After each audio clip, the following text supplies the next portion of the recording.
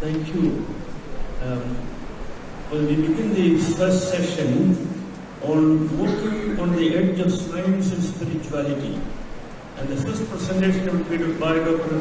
Madayo Kahle from Switzerland. And the second one is by Dr. Gandhian on climate crisis, the technology of question, the interdisciplinary approach and solution. They will be briefly introduced and welcomed by our friends. Yeah. But make it short. Dr. Madayo Kahle brings a unique interdisciplinary perspective with a PhD in religious studies from Universidad Complutense de Madrid and an executive MBA from IESE Business School. As president of Foundation Salvia Switzerland and trustee of Satish Kumar Foundation, he works at the intersection of spiritual wisdom and practical action. He is also a member of Jane Goodall Legacy Foundation Council for Hope, contributing to global conversations about consciousness, spirituality, and our relationship with the natural world. His work explores how ancient wisdom traditions can inform contemporary approaches to environmental and social challenges.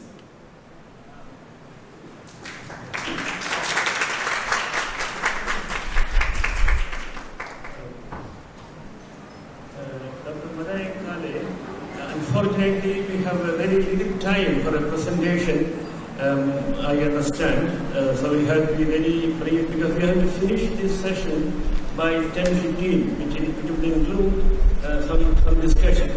You have seen a little bit on the screen on Three Edges.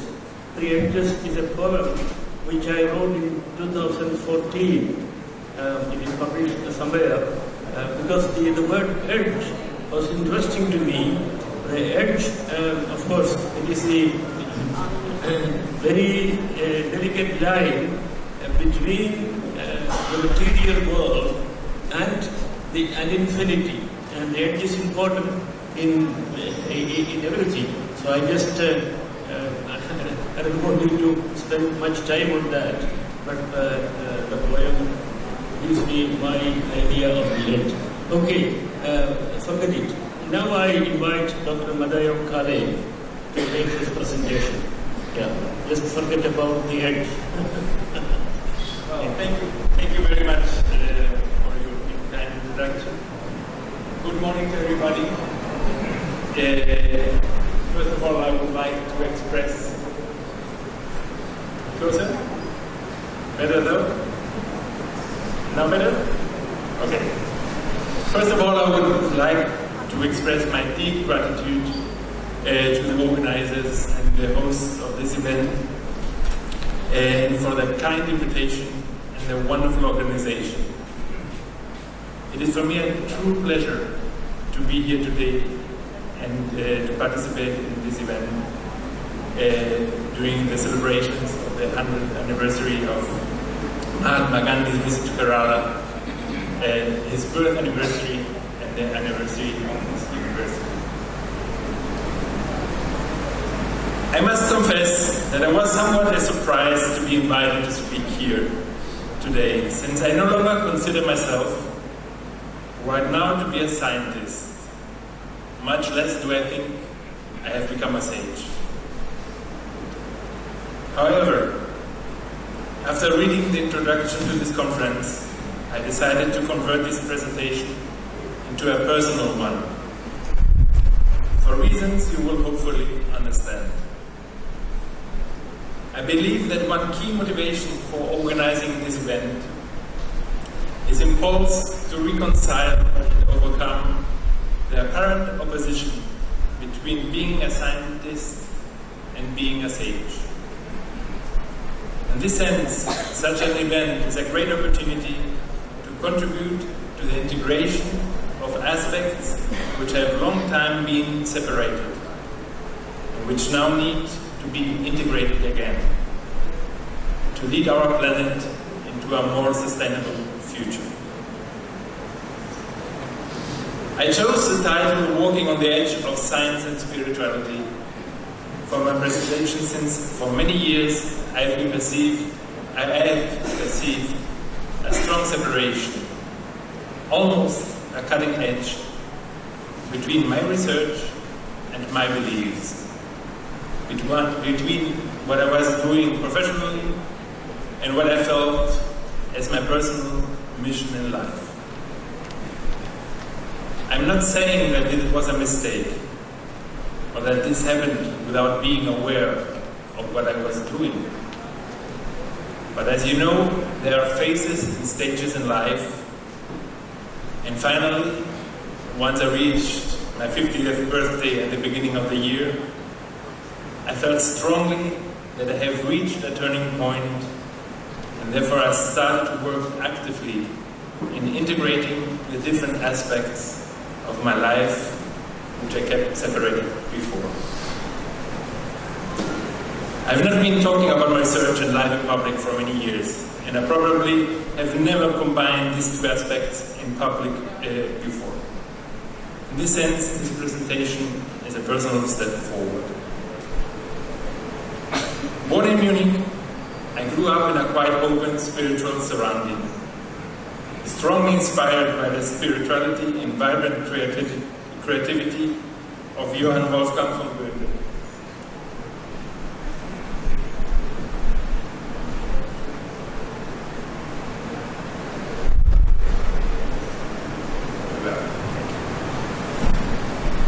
Went to Waldorf kindergarten and school, Christian community, and I received inspirations from a legacy left by Rudolf Steiner. After moving back to Spain, reading the book Autobiography of a Yogi by Paramahansa Yogananda, dreaming of going to the Himalayas to find my guru there, I found him in Spain, not so far from my home. Reincarnation was always natural and a fact for me. However, it came as a surprise to start to recognize some people from the past.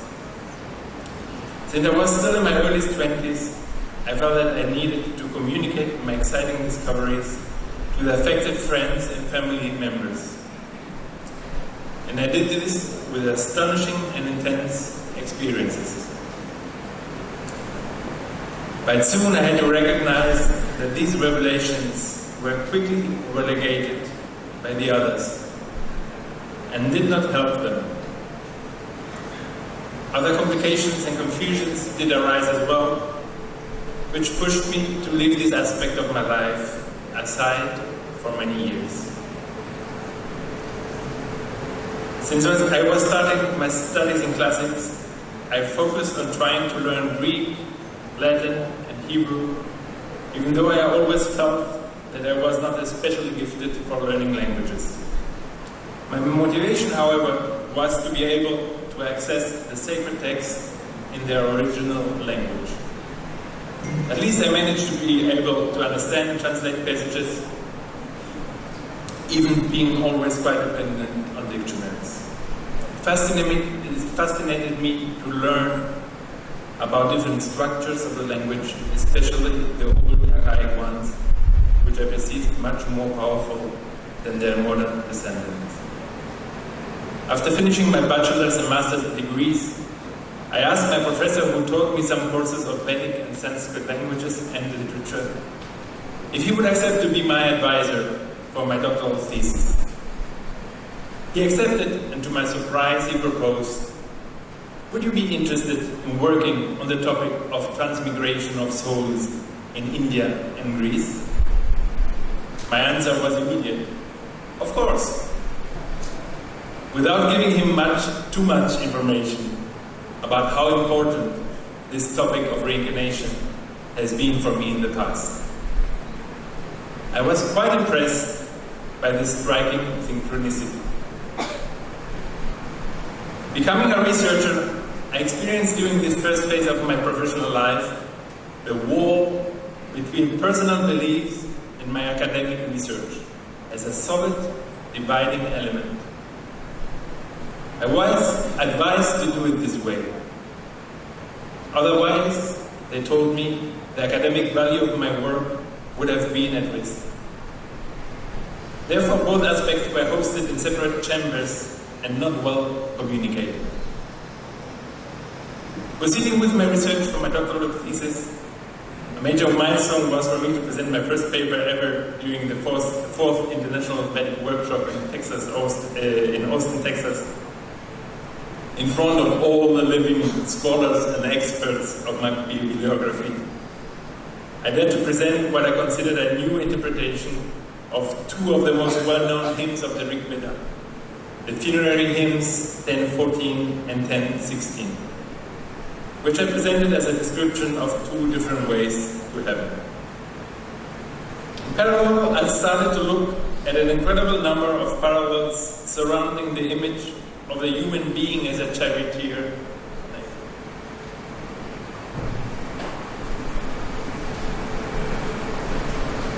Surrounding a charioteer in Kathopanishad and Plato's Phaedrus, presenting my discoveries in a lecture in Harvard with the title, "Is There Indian Influence in Plato?"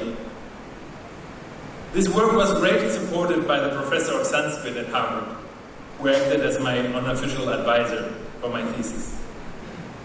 The enthusiasm about this idea expressed by the members of the Greek philosophy department, however, was at that time limited. Simultaneously to my research, I co-edited a book for which I asked 19 experts to write about the reincarnation in their topic, in their academic field and topic of research. Of course, I was the only one who even considered the possibility that the idea of transmigration would be real.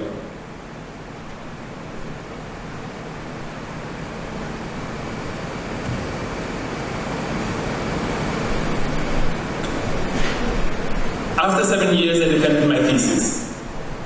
Mission accomplished.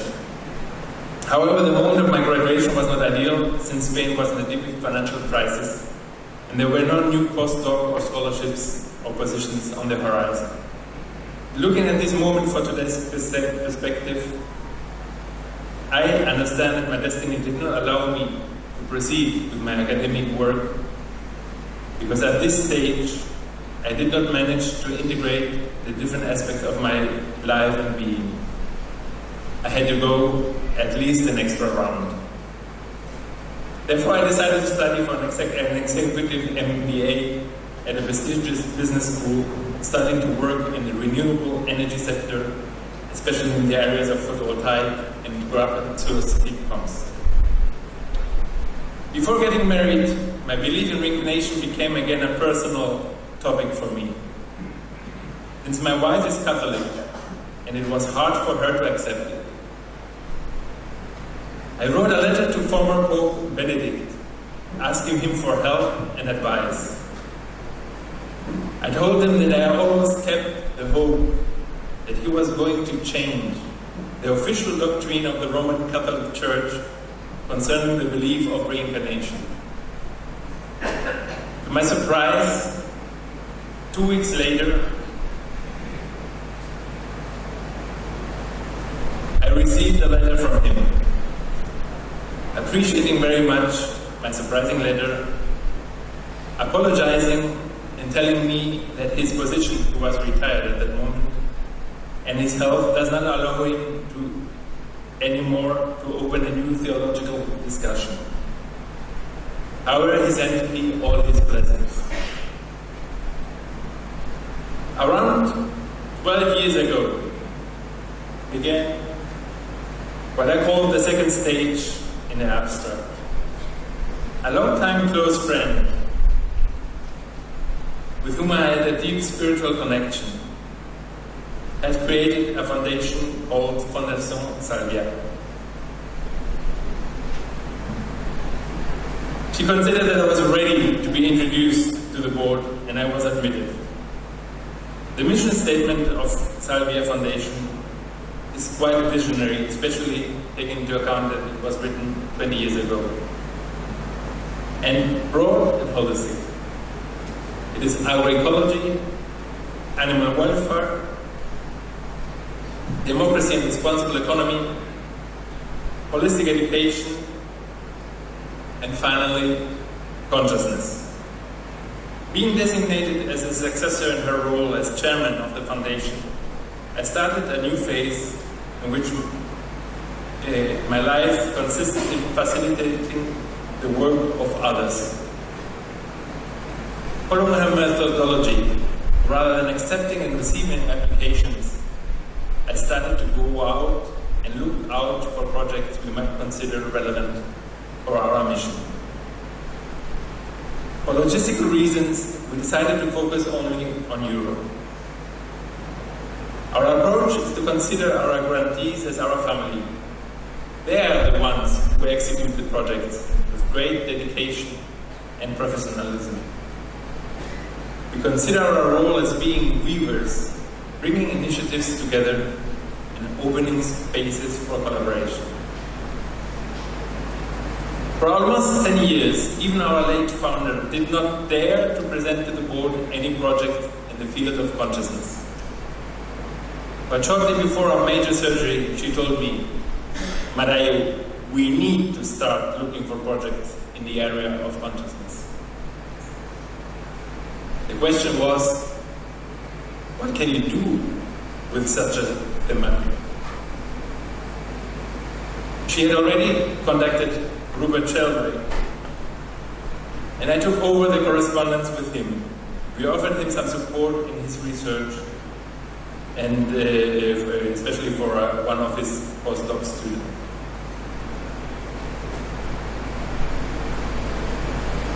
Robert Sheldrake, for me, is one of the most relevant scientists. I'm sure that he will be one of the most relevant scientists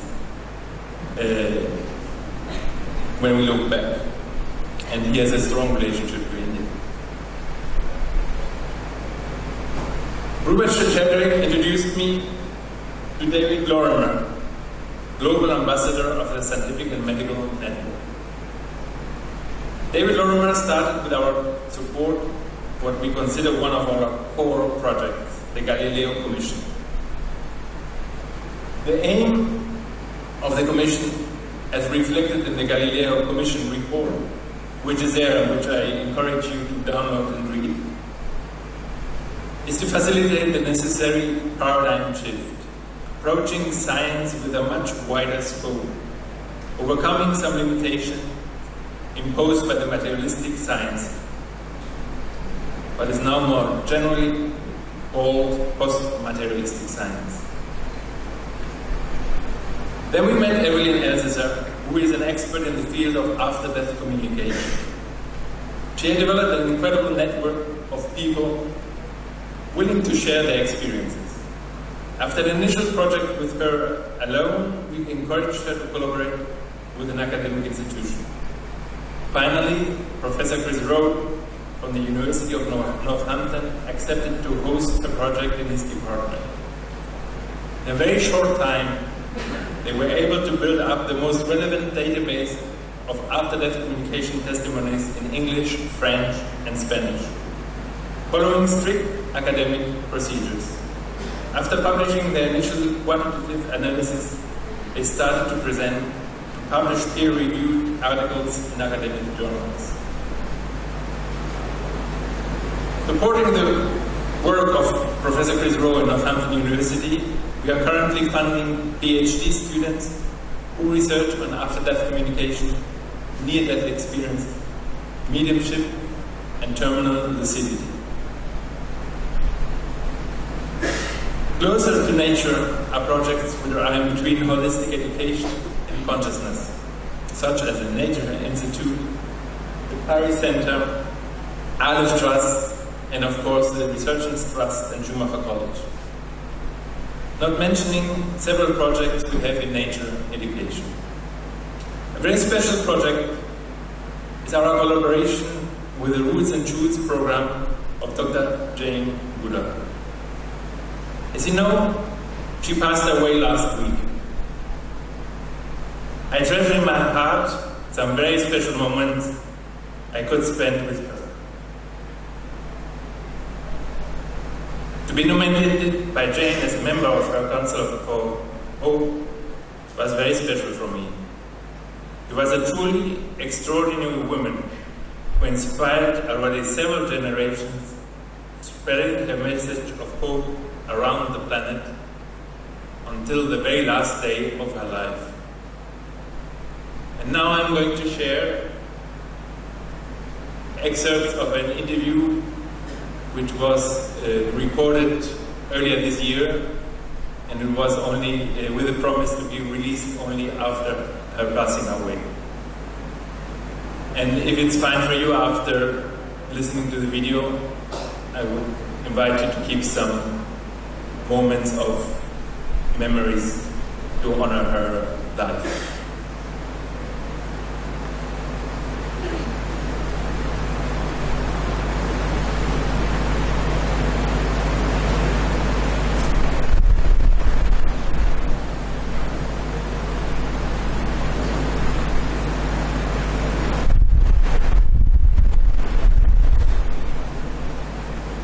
Where I am now, I look back over my life. I look back at the world I've left behind. What message do I want to leave? I want to make sure that you all understand that each and every one of you has a role to play. You may not know it, you may not find it, but your life matters, and you are here for a reason. And I just hope that that reason will become apparent as you live through your life. I want you to know that whether or not you find that role that you're supposed to play, your life does matter. And that every single day you live, you make a difference in the world. And you get to choose the difference that you make. I want you to understand that we are part of the natural world. And even today, where the planet is dark, there still is hope. Don't lose hope. If you lose hope, you become apathetic and do nothing. And if you want to save what is still beautiful in this world, if you want to save the planet for the future generations, your grandchildren, their grandchildren, then think about the actions you take each day, because multiplied a million, a billion times, even small actions will make for great change. I just hope that you understand that this life on planet Earth isn't the end. I believe, and now I know, that there is life beyond death, that consciousness survives. I can't tell you from where I am secrets that are not mine to share. I can't tell you what you will find when you leave planet Earth. But I want you to know that your life on planet Earth will make some difference in the kind of life that you find after you die. Above all, I want you to think about the fact that we are part, when we're on planet Earth, we are part of Mother Nature. We depend on Mother Nature for clean air, for water, for food, for clothing, for everything. And as we destroy one ecosystem after another, as we create worse climate change, worse loss of diversity, we have to do everything in our power to make the world a better place, for the children alive today and for those that will follow. You have it in your power to make a difference. Don't give up. There is a future for you. Do your best while you're still on this beautiful planet Earth that I look down upon from where I am now. God bless you all.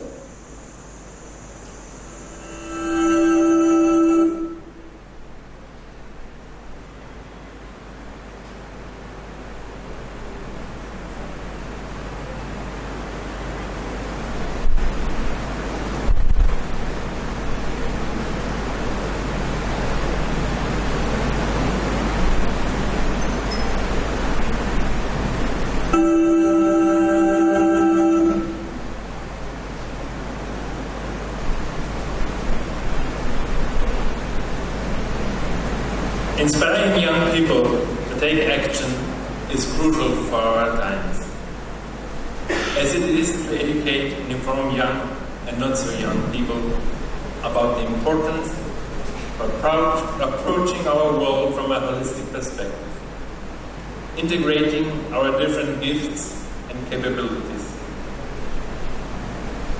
The co-patron of this conference, Dr. Satish Kumar, has already talked about Schumacher College, and Dr. Mona Nasseri will deepen in its pedagogical approach later today.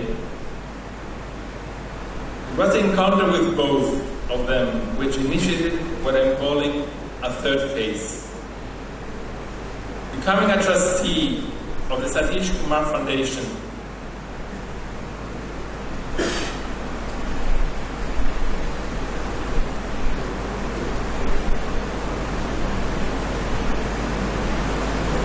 and during my presentation to the broader team of the Schumacher College, I realized that every single activity I had been doing during my life so far, so different areas, could be potentially helpful for my activity as a trustee of this new foundation.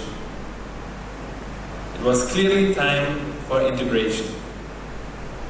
Together with a very complementary team and with the immense blessing of working under Satish Kumar's inspiring guidance, it is a pleasure to contribute to the transformation of the college into Schumacher College 2.0 in a spirit of collaborative creation.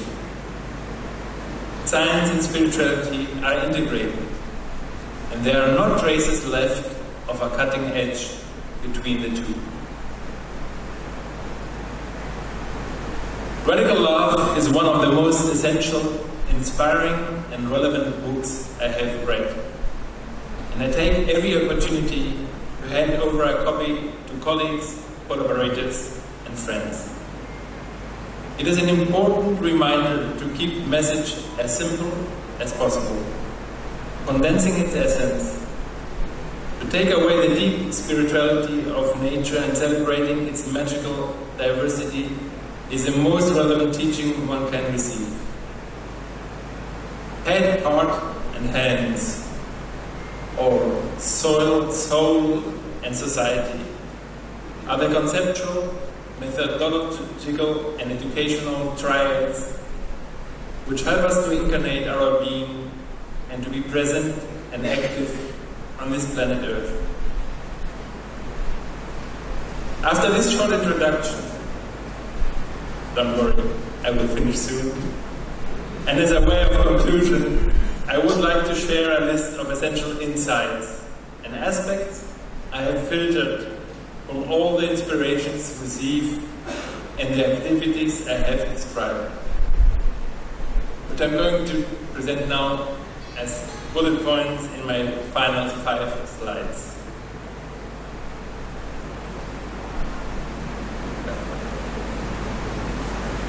First of all, I want to present some tendencies which I think are relevant. Materialism is a belief system which, in its exclusivity, has become outdated. Post-materialist science is widening the scope. Science and spirituality are coming again closer to each other.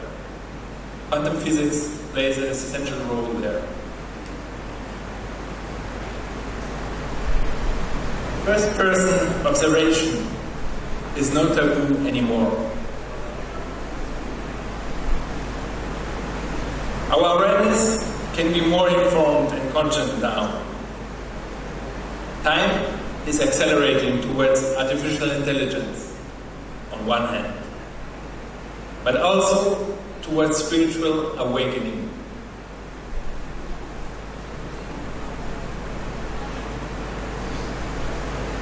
There are several ways to succeed in this integration we need. First is looking outside. There is the field of research, everything what you're doing right now. But it's very relevant to to acknowledge that we are nature. Nature is our best teacher. We need to study the details, but we should not forget the wider context, holistic approach. Scientific methods are valid and important, and a phenomenological approach is very helpful in many fields. Looking inside, know yourself. Act from your whole being. Integrating all senses. Developing and expanding perceptive skills. Reconnecting the brain and the heart. Developing critical thinking, critical feeling, and therefore critical sensing.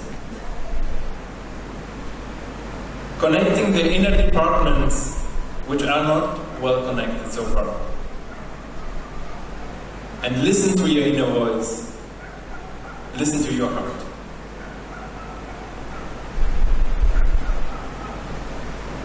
There are some barriers and some dangers if you follow this way. Integration does not mean to mix everything and to create confusion. If you want to proceed, you need to eliminate all prejudices and prefixed ideas. Do not be afraid to fail. Be brave to face information you receive, even if it contradicts your theories. Apply always common sense. Observe and analyze, applying a concise and coherent methodology and criteria. Honesty and an ethical approach are essential for a sound methodology. To prepare ourselves for the future, it is important to feel the connection with nature, the planet, and the universe. We need to strengthen our spiritual awareness to be prepared to face artificial intelligence.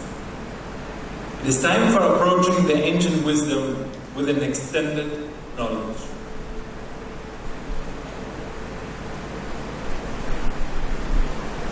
If you want to change the world, you need to start changing yourself. Relevance of creating small islands of coherence. Let us celebrate diversity in unity. Accepting the consciousness and love are primary and fundamental to everything else. Thank you.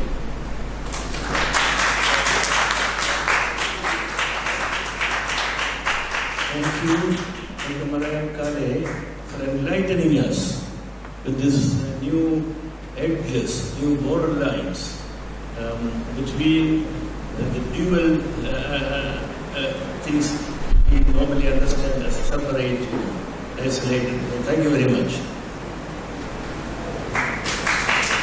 Now we invite Dr. Pandit Seksaria to make a presentation on life crisis technology visiting. Please. Professor Pankaj Saksharia is an associate professor at the Center for Technology Alternatives for Rural Areas, IIT Bombay, where he focuses his scholarship at the intersection of science, technology, environment, and development. With a PhD in Science and Technology Studies from Maastricht University, he investigates how societal values, policies, and innovation practices interact, especially in the context of environmental governance, citizen science, and island ecosystems. Dr. Seksaria, we would be very grateful if you could leave some time for discussion, because there are many questions for the students and others. Thank you.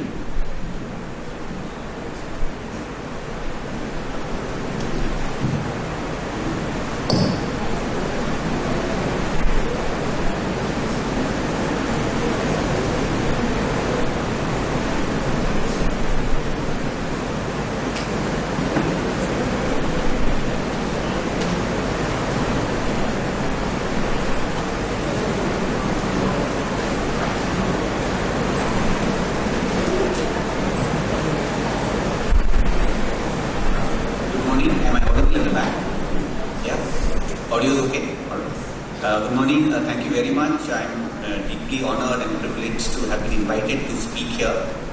Father George, Dr. Naushad, MGU, and a very distinguished panel and this absolutely amazing and thoughtful presentation that we've just heard. My name is Pankaj Seksaria. I have been an environmental activist and researcher for a very long time. And for about the last 10 years, I have been an academic, working broadly in the field of what one might consider the sociology of technology. And I am going to try and present to you, the title of my talk which I come to is the climate crisis, the technology question and an interdisciplinary approach. And I'll try and lay out both the context of what this interdisciplinary approach could be and also more importantly, how do we actually address the technology question? And even more fundamentally, what really is the technology question? So that's what I'm going to try and approach this whole presentation with. I'm going to draw upon my own research, my own journey, a little bit like was just done. And it's going to be a little bit of a khichdi. So I'm going to try and pull different things from different places and in the end, hopefully, we can make some sense. About a year ago, in January of 2025, I was at the Hyderabad Literature Festival. And there was a very prominent journalist there who was also attending. And the day after his session, and we were in different sessions, he put out this tweet, which I happened to come across. And I found it very interesting, and I just read this through for you to actually get to the heart of what the technology question in the context of today is. So this journalist writes, and he's a very popular journalist, as you will see at the bottom. His tweet had about 300,000 views. So he's a very prominent influencer, as you will imagine. Here you can see the number. So the journalist writes, of all the big metros I traveled to, Hyderabad seems the most future ready. Yet, yes, it has traffic bottlenecks, but at least there is a genuine sense that the city has been preparing for its infrastructure for future growth while retaining an old city charm. Now, it's very interesting because if any one of you has been to Hyderabad, the part of where we had the festival was what is known as high-tech city, which is built up on a landscape that is a few billion years old. You have rock formations, you have ecologies in that place that's at least a few billion years old. And coming from the new airport in Hyderabad, you're actually bypassing the old city. You're driving on these expressways, smooth traffic like the journalist mentioned, completely in some senses oblivious to the history and the reality of that place. And I found it very striking for him to argue in a short trip of a few days or a couple of days that this was a city that was future ready. And the question that came to me and has been there for a while and even earlier is, what does it mean to be future ready? Because I don't think that we are even present ready today.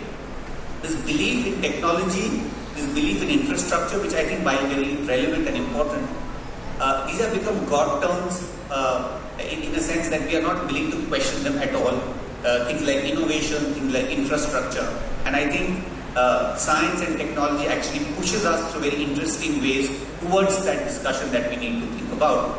And just as a matter of fact, today in the Hindu, if you have read the newspaper, there is an article on the crisis that Hyderabad is facing as of today. So while we are claiming that we are future ready, how is that possible if you are not even present ready today?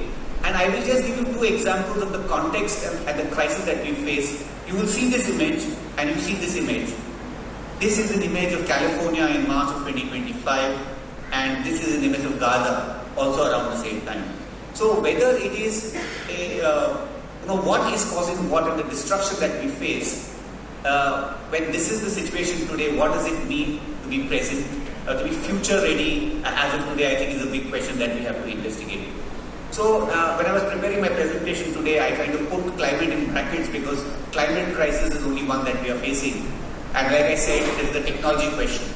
Now what I would want to do is not to posit one against the other as a way of approaching, as a way of trying and investigating the problem. It is not a for technology or an against technology argument. It is trying to look at what we have in terms of academic disciplines and largely the sociology of technology to approach the situation, to approach our reality, to approach the crisis we face, not head on, but from angles that will hopefully open up ways of which we can look at the world, and primarily a world of modern science and technology because like my supervisor at Maastricht University says and many others say that we are all technological cultures, but just that the technologies are different. And how do we engage with these? We have to confront them sometimes, but also question them in interesting ways. Like I mentioned, it is not an anti or a pro-technology question to begin with. We can end up there. But what is the technology question that we might want to ask? What should be the technology question that we are asking? Because I think I've been part of that movement for the last 30-40 years in India as being an environmental activist, of being an anti or a pro-technology. And I think it is important to have our position, but there might be a more nuanced and a more graduated and calibrated way to engage with that. And then I come to the third question in the slide. I think, how do we ask the technology question? I think is a very interesting and important methodological question. And in the last 8-10 years of my work, I don't say I have the answers, but I think I found some ways to explore this technology question, which I will share with you today.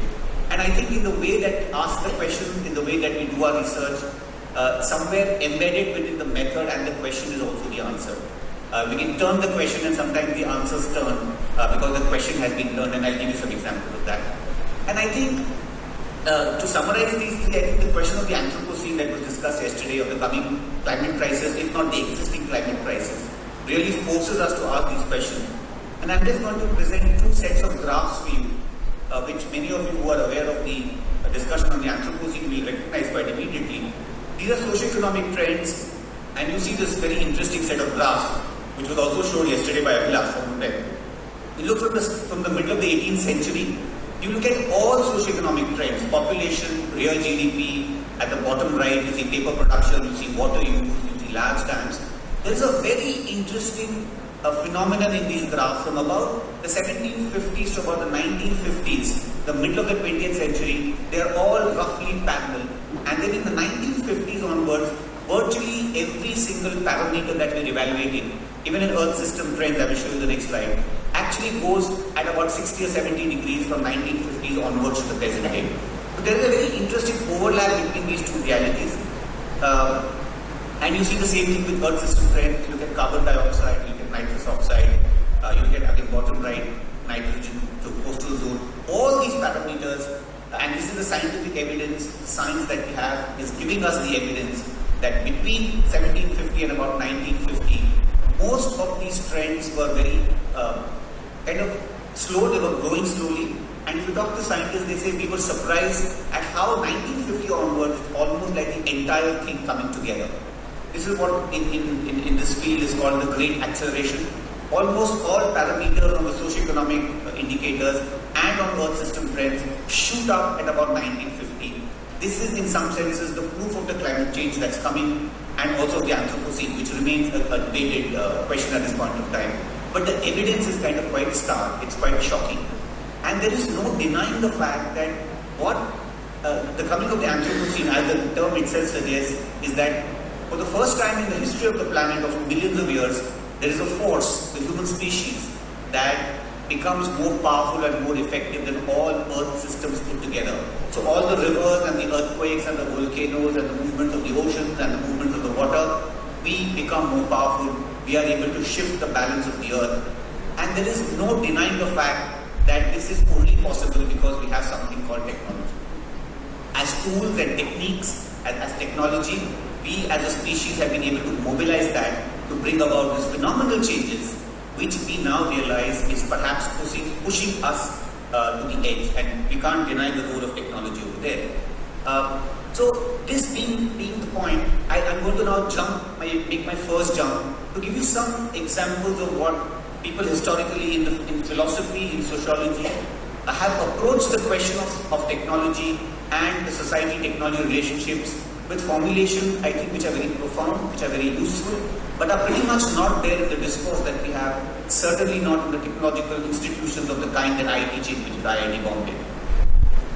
In the early 20th century, Lewis Mumford, a well-known philosopher, articulated two forms of engagement of the capacity of the human being. One was the polytechnique and one was the monotechnique.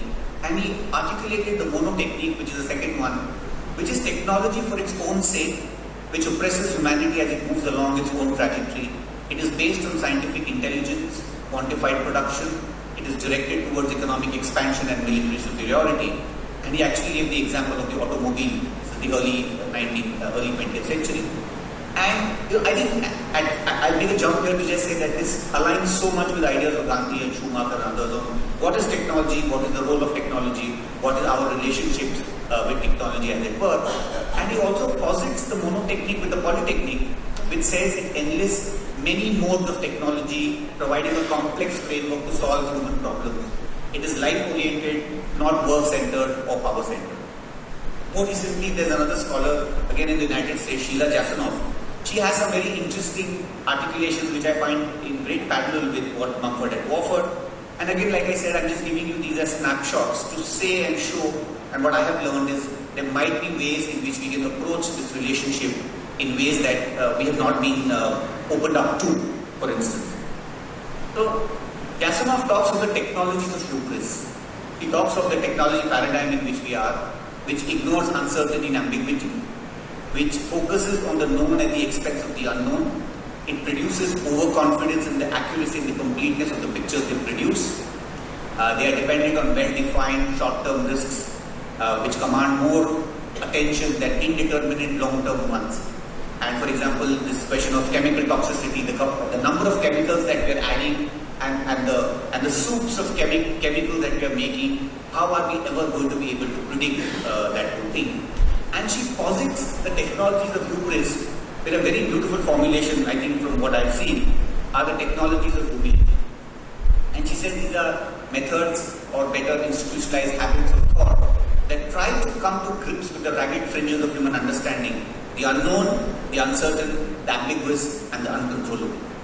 If our lives, if our systems are not fully knowable, as has been repeatedly said yesterday and today here, are not certain, they are not in our control.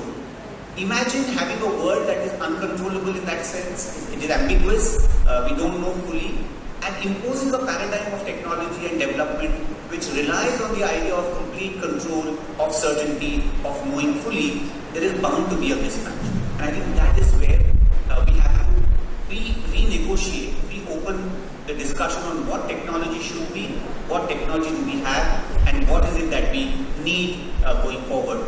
So there are then more transactional methods of how to go and do about that, various ways of involving the citizen, involving the public, but that's more in terms of what we can do. But the idea that we have to reopen the discussion and see what is the relationship between the science and the technology that relies and is based on certain ideas, and a world that is perhaps operating on certain other principles or fundamentals, how do we kind of bring them together, I think is a very interesting challenge and I think a very important one.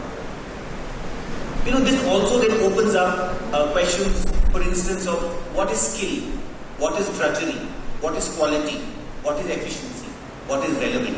And I put all of these because these are some of the givens, the taken for granted kind of categories in the discourse on science and technology. We have a certain idea of what is skill, the entire paradigm of what is efficient, which is why hand-done processes, weaving, spinning, farming, all become inefficient because it is being evaluated by certain modes of productivity.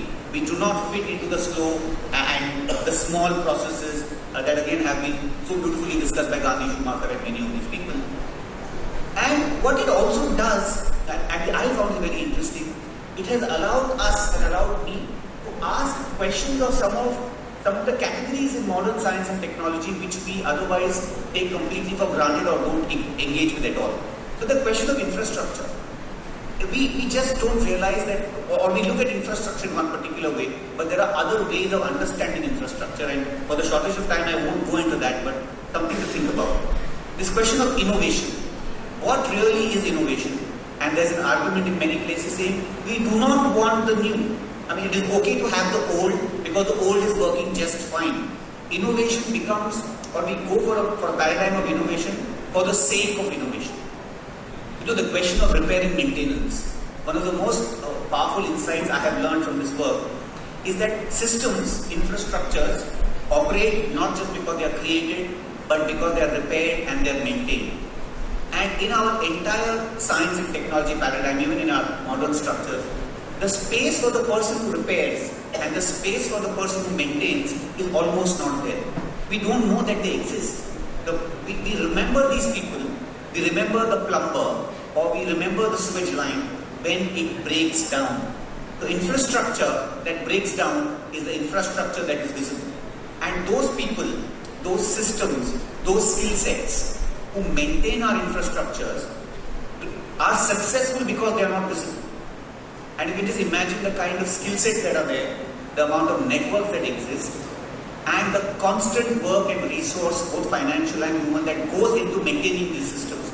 And if we don't recognize these people, you'll be extremely irritated in the middle of my talk if the lights went off or if the mic stopped working. And it will only not stop working because there is a team that is maintaining and ensuring that the system works. But we don't ever recognize them. We only remember the plumber or the telephone lineman, repairman when our systems break down. So that's very, very interesting and very important, because there are huge issues and huge possibilities there for circular economies, for recycling of materials, and of course for respect and acknowledgement of those people and those skill sets and those systems that allow our systems to continue working.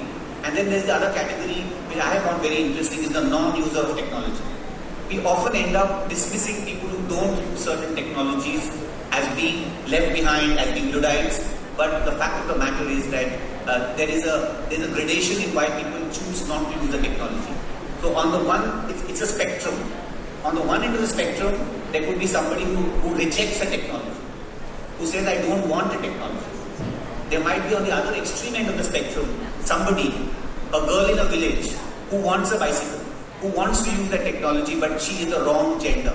She may be the wrong class. She may be the wrong caste. She will be excluded from our technological paradigm. She will be not allowed to use that particular technological object. So, all I'm trying to say is that these ways open up ways of engaging with technology in very interesting ways that then offer us ways kind of forward. I will skip this because I want to talk a little bit about this massive infrastructure project in line of what I said in the Andaman and Nicobar Islands, which we have been working on, but I'll leave that for some other time in the interest because we don't have much time. I want to go to the next jump that I will make is to the world of academics again, to a field in sociology broadly known as science and technology studies. And this is some work that I used myself. Some of you might be aware of the French philosopher Bruno Latour, who passed away recently about a year ago, who did some of the most interesting work in the sociology of technology. And this is a book he published in the late 70s called Laboratory Life, in which Bruno Latour actually spent 2 years inside a modern scientific laboratory studying what a scientist does. And this is a very interesting passage in the beginning of the book where he justifies why you need to go inside a modern scientific laboratory, and I'll read this with you. And this is what Latour says in his book.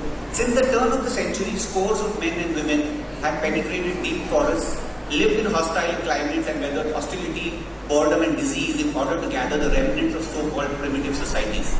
He says, look at the whole field of anthropology.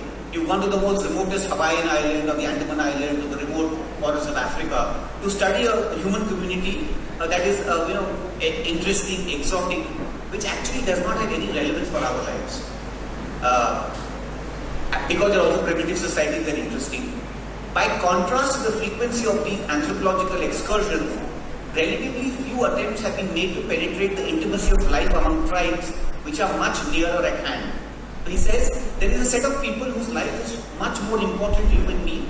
They live around us, but we have never managed to spend that much time and effort and resources in studying those tribes.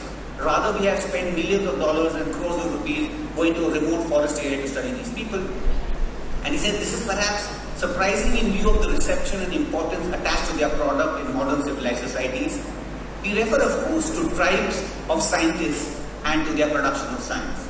So what he's suggesting is that he uses the anthropological method to enter the scientific process inside the laboratory, inside the scientific institution, inside the scientific document or the policy document, and study what the scientist is doing from lenses that are sociological, anthropological.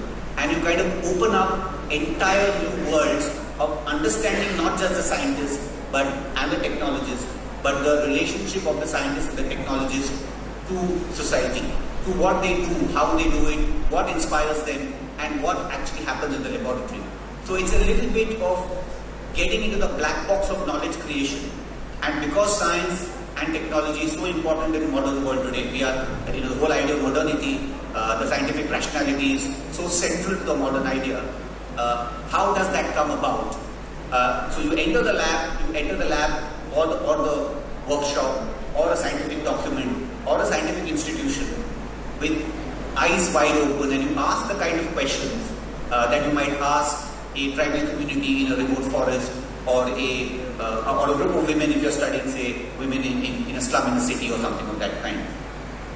And I did something of this kind for my own work, for my PhD, where I studied 5 nanoscience and nanotechnology laboratories, and it was absolutely fascinating to enter the world of the scientist and the science researcher in a way that I had not done before, and just the way of entering, the way of engaging opens up so many interesting questions and possibilities. That's what I want to leave with you. What those specifics are, we don't have time to go into. I've done a couple of books. I brought a few copies if anyone of you would like to get them to get a deeper idea. These are the 2 books. One is a biography of a laboratory. The other is this book called Nanoscale, which talks about the relationship between society and the scientists who are doing nanotechnology. And I actually pegged my chapters in the thesis on the 4 broad characteristics of Indian society, which is patriarchy, which is resource constraint, which is multiple knowledge systems, and then trying to argue how these social and cultural realities actually can be seen even inside a modern scientific, nanoscience laboratory. There are, you will all recognize this chair, right? And you would also recognize that some people might have a problem with this chair. If anybody has a problem with this kind of a chair, quickly a show of hands. Nobody has a problem? Are you left-handed, ma'am? Anybody who is a left-handed person is not going to be able to use this chair, which is almost a default option available anywhere in this country, anywhere in the world. There are very few institutions that have organized for a chair that is meant for the left-handed person. So this is a technological object. Look at this one, and this is not because Obama stands here. It is for the height of the podium behind which he stands. Look at the podium that I am standing behind. An average Indian woman whose height is about, or the height of an average Indian woman is about 5'2" to 5'3". You will not be seen behind this podium. It will be like this. So, what I'm trying to point out through these 2 small examples, these are technological objects that are default options that exist in our world. They come because of a context. They come because of a history that we are simply not aware of. So if an Indian woman of 5 feet was to make a speaking podium, it is very unlikely that she will make a podium that is 5 feet 6 inches in height, because she will not be able to use it. It's very unlikely that a left-handed person will design a chair that he or she himself is not able to use. And I offer these as examples because they're very obvious. But it is when we ask these questions of even the most basic technological objects that we realize that they are not independent of history and context.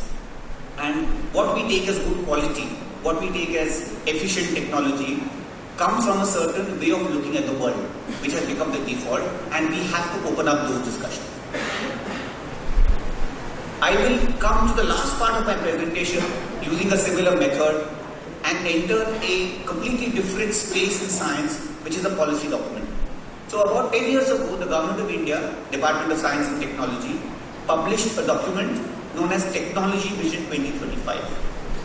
This is the document in which Indians, all of us sitting here, Indians, I mean, people who are not from India don't fit into this technology vision, unfortunately or fortunately. We have been categorized into 6 types of Indians of 2035. Now, this is just an exercise in imagination and visioning, but this is a Government of India document, this is a formal policy space, and it's very interesting how you and I have been imagined and you and I have been described as Indians of 2035. I will give you just one sample of this and we will exercise before I kind of wrap up. This is Indian number 1 of 2035. I'm not one as in the first, but one of the 6 is this Indian. So there are images. These Indians of 2035 have been imagined as visuals like this one. You can imagine who this is based on, right? I'm not going to give you any clues. This is Indian number 2 of 2035.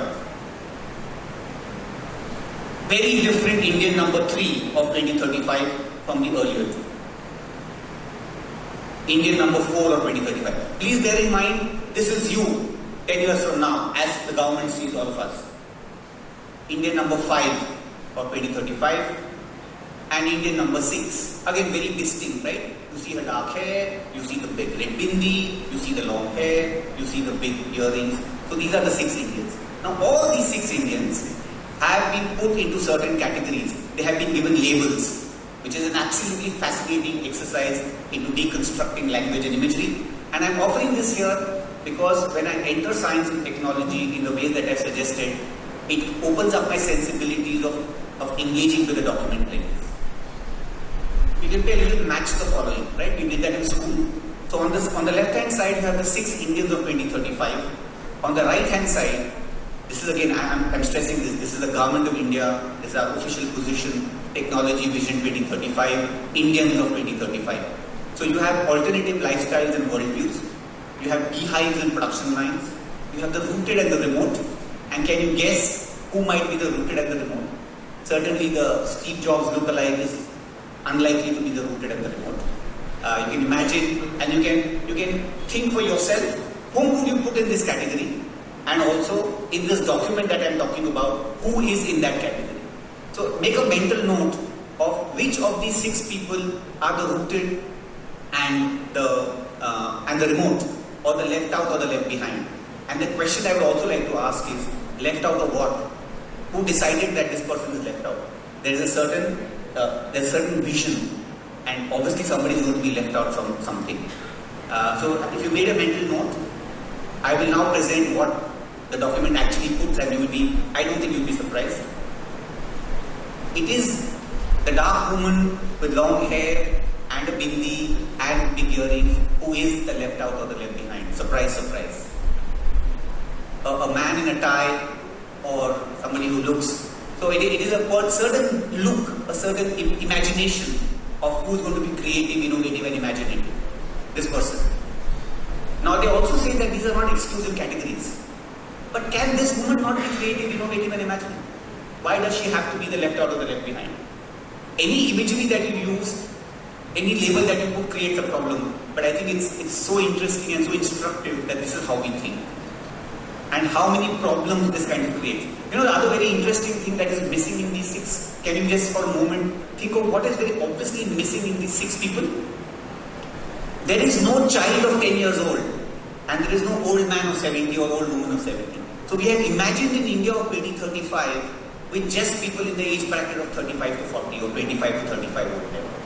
But at many levels it shows the poverty of imagination, but it also shows the power of what we are actually working with today and the challenges that we have going forward. How do we disrupt this narrative? The first step would be to understand what's going on in this narrative, and I'm offering here, I'm going to finish in 2 minutes. How we can enter those spaces, and there are many ways to do that, and I'll be happy to share more of that. I come finally to, it's very interesting, but in the interest of time, I come finally to one small thing that I've been doing. Hopefully tomorrow morning we will screen this film at 9:30. As part of the teaching that I do in IIT Bombay, my entire class goes through a 3-day hand spinning workshop. We have somebody who comes to teach us, I teach myself. Over 3 days, a class of 30 learns how to spin on Gandhi's charkha. And it has been the most amazing experience. I think what I'm able to teach in lectures in 3 months, I'm able to do more than that in 3 days of teaching students how to spin. There's a short film, tomorrow 9:30 we'll screen that for you. So these are some pictures. On the right hand side is Madhav Sahasrabudhe, our spinning guru. I'm in Bombay, he comes from Pune every semester. And we also do other workshops. These are the students learning. There's some images. Of course, this is the box charkha, very interesting history to this charkha itself that Gandhi actually developed with his partners and his colleagues in Yaroda. And I will finish by these 4 quick quotes from the students who did the workshop and then they have reflected on the workshop experience. I am from a weaving family and the workshop brought back memories of my childhood when I observed my grandparents spinning. This workshop made me appreciate that no work is small, every task requires skill and practice. Then another student whom we had an initial interesting argument on what is skill and labor, and he reflects after the workshop. my views on unskilled labor felt hypocritical, given I could hardly make a basic thread myself. So it's a very Naitalian kind of idea. We can't do it in an IIT, but to the extent we can. Then this other girl says, after the charkha was over, I could feel the vibrations. In my sleep, I was dreaming about spinning. So that the impact, the meditative impact is phenomenal, along with the other questions of skill, labor, etc. And the last one is also very interesting. This experience told me that, however small a part, told me how small a part we play in society. For our clothes to be made, someone cultivates the cotton, someone spins it, someone weaves it, and then we buy it. So that cloth that we buy is as much ours as it is of the thousands of people involved in making it. This fundamentally made me question the whole concept of ownership. Do we really own anything? If we don't, do we really have a right to destroy that thing which we never really owned in the first place? I think it was an interesting experience that seems to have changed a little on how I see the world around me and the role that I have to play in that. So for a young engineering student to be able to so deeply and so profoundly rethink his own role, I don't think I am capable of such deep thinking and such profound introspection. And that the spinning workshop was able to do it for him, and that he was able to think through. Also, in some senses, gives us as an indication of the capacity of our youth, but also that there is tremendous amount of hope. I will finish there, and then the question, what is left out and left behind? I mean, who is left out? Who's left behind? How do we decide that? How are we going to deal with this question of the left out and the left behind? And I will stop there. Thank you very much for this opportunity. If there's time, there will be for questions and discussion. That's my email ID, and like I said, I have some books I've brought, I've done. They'll be available outside. Thank you very much. Very grateful. Thank you, Dr. Ramesh Aksaria, for this wonderful presentation. You have taken us to the ways of alternate thinking. In technology, it applies also to religion and spirituality as well, because already Madayo Kahle has suggested the same style of taking us in the new domains of sensitivity. So please, I am opening this floor for some questions for both of you. Hello.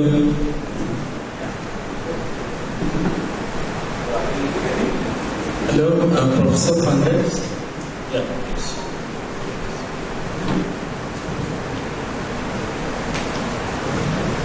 Hello, Professor Pandit. You have a good correlation of graphs between several greenhouse gas emission rapid rise in 1950 correlate with the fishing. Can you correlate the how, because of the rapid rise of all greenhouse gas that you are exhibited, correlated with the fishing?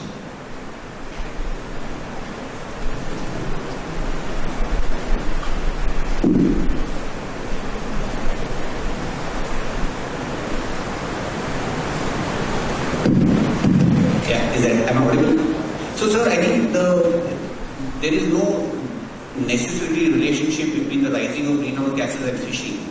These are independent variables that scientists have studied, and what is striking, what scientists are saying, is that all these independent variables seem to show a kind of unifying trend when you present them against each other. So there might be some correlationship, causality might be very difficult to show, but the fact that across parameters, socioeconomic trends and earth system trends, it is an indicator that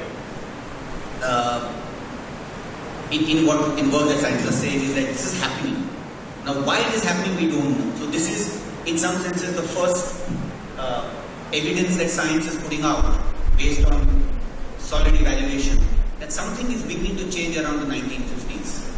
Now, that could be earth system, but also socioeconomic trends. Maybe the shipping fleets are going up. Maybe fishing is very high.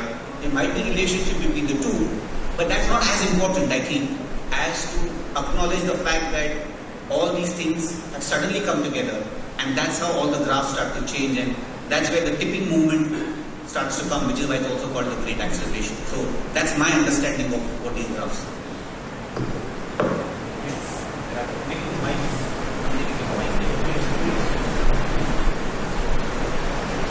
My question is to Bhagavati. I was thinking while listening to whatever you deliberated so eloquently is that we often tend to define science as being hyphenated with technology. It's a given understanding of technology. So don't you think that we need to take out the notion of science itself from this very Eurocentric, very institutionalized lab state you mentioned, Latu? Lab state definitional closure of science so that we can open the collective imagination to maybe a pluriverse of sciences, which would then come to include indigenous worldviews. You worked on Nicobar and Andaman. The islanders could predict the tsunami. Many farmers can predict weather patterns. So these are different modes of sciences, the polytechnic that Mumford also referred to. So do you think we can conceive the possibilities there? Thank you. Right, the simple answer is yes. I mean, we have to try and do that, and I think there are opportunities. But I think we also have to be careful. Partly, I think what he also mentioned, it cannot create confusion. So I think that clarity, whether the tribals in the island actually saw the tsunami coming, I'm not so sure. Again, the question is where is the evidence for that? Now, whether farmers can see changing weather patterns in the way that we understand weather patterns, I think, I'm sure there is something there. But by what parameters we will accept that, and what are the confluences between knowledge systems? But there's no doubt about the fact that the world, I mean, yesterday's film was so brilliant. I mean, it was a knowledge of the world that no scientist will ever have. Now, how do we acknowledge that? How do we accept that? How do we allow that knowledge to survive? I think are big questions. Whether we have answers, I don't know, but those questions are absolutely burning and absolutely crucial. You want to say something? Well, I might add to that. I do believe that science could be extended and expanded. Although it is important to understand what the approach is. That's why I insisted so much in honesty. You don't have to project what you want to see. Let come, analyze, and apply a sound methodology. That's for me the most essential part. And even Rudolf Steiner spoke of the science of spirituality. I mean, you can apply it to all different aspects of life. But you need to be coherent, you need to be honest, and you need to have a sound methodology. I have a comment and a question that applies to both of you, as I feel that both your presentations tapped into the distinction between interior and exterior technology that also taps into fear. Because to some extent, it feels like we tend to associate technology with just the outer technology that is outside of us, that keeps us thinking ourselves as being very limited, very powerless. And somehow also this categorization somehow is driven out of a sense of fear that is injected in us, that there is somebody or someone who's controlling us and putting us, pigeonholing us somewhere. And so, and on the other hand, one of the barriers to the new definition of science on the cutting edge, there were very many barriers. One of the, probably the biggest barrier is fear. And what's beyond, and maybe also fear that we may be powerful beyond measure ourselves. So not recognizing our divinity, our power. So the question I have is how much the technology debate is ultimately a debate between interior technology and outer technology, and also on the notion of our humanness as divine humanity, as being powerful beyond measure. I don't think I'm equipped to, I haven't thought that as deeply as you have thought and you asked. At the moment, I'm still approaching it in that sense from a very materialistic, from a very material world. of responding to what I have, in some senses outside of me as an individual, in the system that I'm part of. And it has, I think it's taken me back a little ahead, a little further. Going even further, because the idea of, in some senses also the challenge I think is what was also asked earlier, the definitional problems of what do we mean by science, what do we mean by technology. So unless we have a common understanding of what we mean when we use those terms, so when you say inner technology, I'm not sure I really understand. But unless I'm able to make that effort in understanding what it means to me, then I'll be able to respond. But from where I am at the moment, I'm still looking at the world around me. I'm looking at the fan, I'm looking at electricity, I'm looking at this mic, and trying to understand ways of engaging with these creations of our own societies and human minds, and probably restructure our relationships with that. So I've been only able to go that far.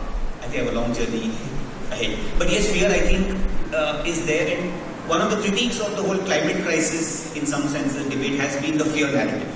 We've been constantly, there are faculty colleagues in IIT Bombay who say, for 30 years you guys have been saying the earth is coming to an end. It's not come to an end. So what is this fear narrative? What is this constant creating of a apocalypse kind of narrative that you guys are going around with? And I think there's some value to that. We have to be a little careful. But yes, there is a response from fear of what happened to the world, like was mentioned in Gregorios' brief note. It's such a beautiful world. So there is the fear that we lose it. So one is approaching from that perspective, if that's what you're also saying. Thank you for your question. I mean, when it comes to technology and fear, I think the most fearful thing is artificial intelligence. And it is a tool, but how to face artificial intelligence. And from my reflection on that is, the only way is to center yourself in yourself. To have a critical thinking, conserve your common sense, and only in this way, inside yourself, you will be equipped to face the next challenges coming from artificial intelligence.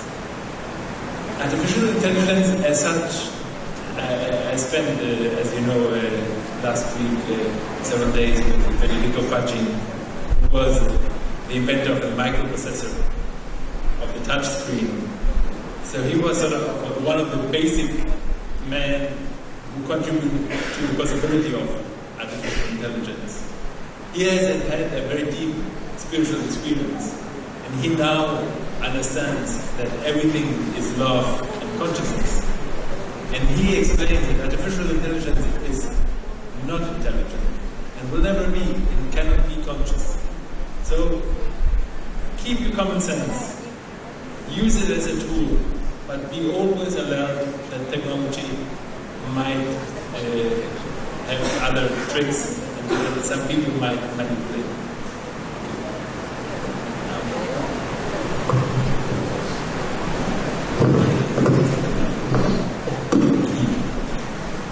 Dear friends, we are concluding this session. To use an ancient metaphor, I would say both Dr. Kahle and Dr. Pankaj Saxena were weaving a fabric from two different angles, from two different perspectives. But then the fabric appears as the reality for us today. But I would say we need constant weaving. We should never stop weaving, because the fabric is not one and single for all time. Reality changes.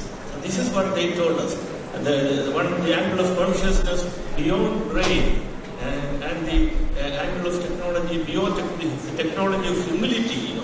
So let us all live together. The fabric changes, but that is reality. Thank you very much.